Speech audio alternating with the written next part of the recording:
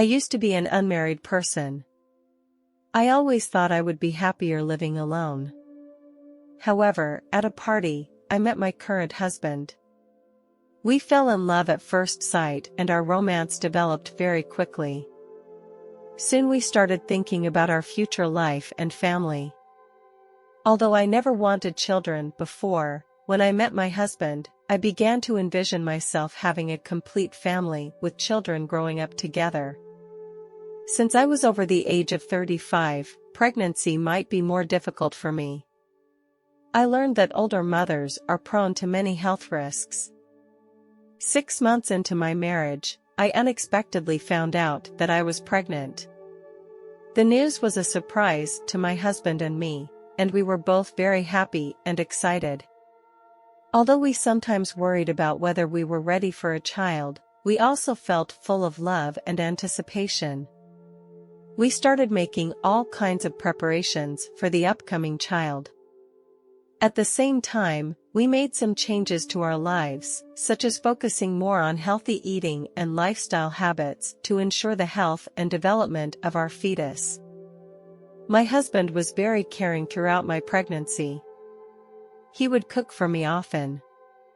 We also planned the education and growth of our future child together and imagined a better life after the baby was born. When I was 2 months pregnant, I got sick a lot and didn't feel like I was in good health. Maybe it was because I was older and my body was less resistant to viruses. Even though I took great care of myself, I couldn't completely avoid getting sick. Later, my son was born successfully, and my husband and I were very happy. 3 months after my son was born, my headache became more and more severe.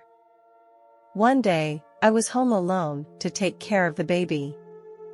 After successfully putting my son to bed, I felt thirsty and wanted to go to the kitchen to get a glass of water.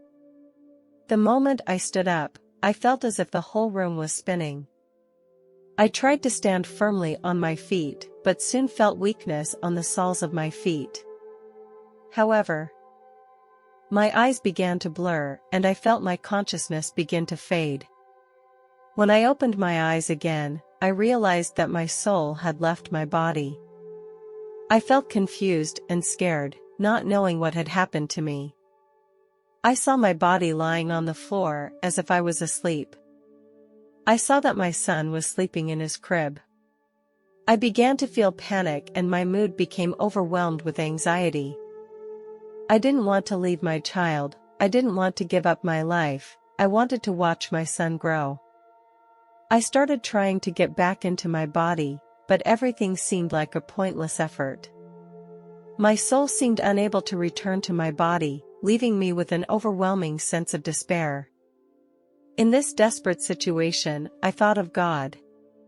I prayed to God, God, please, now is not the time for me to leave, my son needs me. My prayer was answered. Suddenly, I noticed a door appear in the air of the room, a door that looked very special, like it was made of clouds. Even though I felt some uneasiness and uncertainty, I knew I had to go in and take a look. As I walked through the door, I felt a wonderful sense of calm, as if I were surrounded by an atmosphere of love. It was a space of nothingness where no matter existed, only pure energy. I felt very light and free of physical restraints and limitations. Although this space had no physical presence, its presence and energy made me feel infinitely warm and at ease. It made me believe that I would never be alone. Suddenly, a bright light appeared ahead. I felt that the whole space was illuminated by this bright light. Curious, I walked forward and tried to explore the secret of this light. As I approached the light, I saw a figure appear in front of me. He was wearing a white robe and he looked very tall, but I couldn't make out his face. Even though I couldn't see his face, I could feel how holy and powerful he was. I knew this man was God. I felt my soul became small in front of him. God told me that my time had not yet come and I could not enter that light yet. Your children still need your care. I told God that I was praying to you to help me get back into my body. I said to God, I don't want to go back just yet, can I ask you a few questions? God replied, sure. I asked God why some people meet angels and you during near-death experiences and others do not. God gently replied, because each person's soul has its own path, and some need more guidance and help, while others have found their way. God went on to explain that some people feel lost and disoriented in life and they need to rediscover their faith and direction. The angels and I will lead them back on track. Some people have already found their faith and direction in life, and they don't need additional guidance or help. So in a near-death experience, they may not encounter angels and God, but will experience other experiences. God reminded me that people need to trust their heart and intuition, which is the key to finding their own direction. It is also important to understand that everyone's path is different and that one cannot force others to follow their own way. I had an abortion when I was 25 years old. It made me feel very guilty. So I asked God, I know that abortion is a bad thing, I want to know what are the specific bad effects. God answered that abortion is a wrong practice and explained why. Abortion is a violation of life. Every conceived life has a right to be protected, and abortion causes that right to be violated. Abortion can have an impact on both the individual and society. For the individual, abortion can lead to physical and psychological trauma that can last for a long time.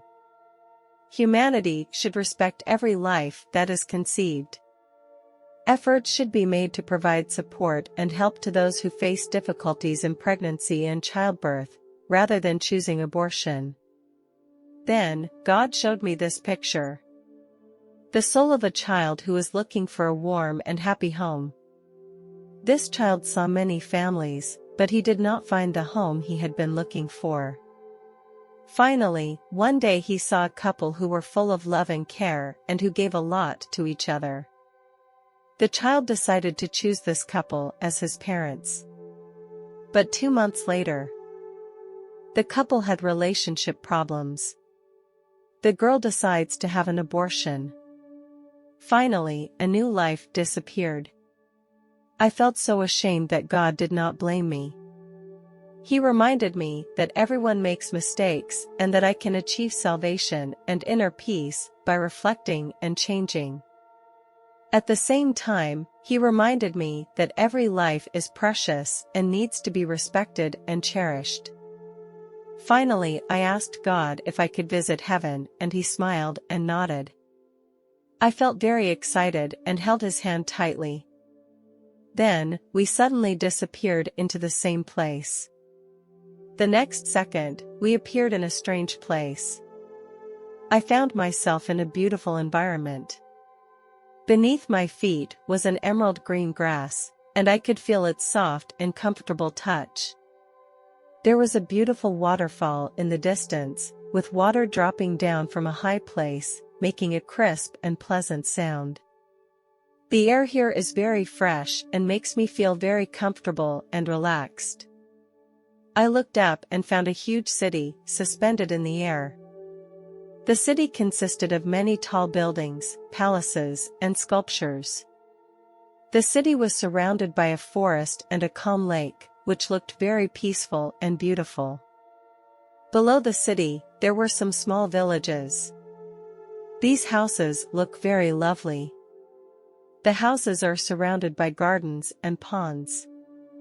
Some small children are running and playing here, looking very happy. Everything here was so beautiful and perfect that I felt like I had entered a dream world. I turned my head to look at God, and he looked at me with a smile. He said, "This is heaven, and the people here have been enjoying happiness and joy." My heart was filled with gratitude. I never thought I would have the opportunity to enter such a wonderful world. While I was still admiring the beauty in front of me, I thought I heard the sound of a baby crying. It was my son crying. I knew I had to go back now. I had to go back and take care of my baby. I lifted my head and looked at God. Suddenly, a warmth wrapped around me. And then I was back in that nothingness. I went through the door and then back into the real world. I felt as if I had woken up from a dream. I saw that the door in the air had disappeared and the real world reappeared in front of my eyes. When I tried to move my body, but I couldn't do it. I felt as if I was a wandering spiritual body, unable to control my body. I knew that my soul had to reconnect with my body in order to regain the ability to move. I began to try to connect, but my first attempt failed. I heard my son's cries, and I became increasingly anxious and restless. But I did not give up. I concentrated again and tried to reconnect my soul with my body. I felt a wonderful power begin to flow into my body. My body gradually regained its ability to move. The process was not an easy one. I felt a strong pain, as if my whole body was trembling violently, but I did not give up. Eventually, I managed to get back into my body. I felt a strong rush of excitement as I regained my ability to move. I went to my son's crib and picked him up, and his cries gradually quieted down. I felt my body gradually recovering, and I was once again a whole person. This experience happened more than 10 years ago, but I can remember all the details clearly every time I recall it. That experience was one of the most amazing and meaningful experiences of my life. I thank God that He was there for me when I needed Him the most. At that time, I felt like my soul had lost its direction and purpose. But God showed up and gave me hope and strength again. Now, my son is about to turn 18. I thank God for allowing me to be by his side. I shudder to think how my son would have gotten through all those years if I had actually died at that time. My heart is filled with gratitude and thankfulness because I was able to witness my son's growth and progress. He became more and more independent and confident and more responsible. I feel like the happiest person in the world because I have a healthy and happy child and a complete family. I now cherish every moment in my life. And it makes me believe more in God's will and arrangement. No matter what will happen in the future, I will be grateful for every person and every event in my life, because they are all precious gifts from God.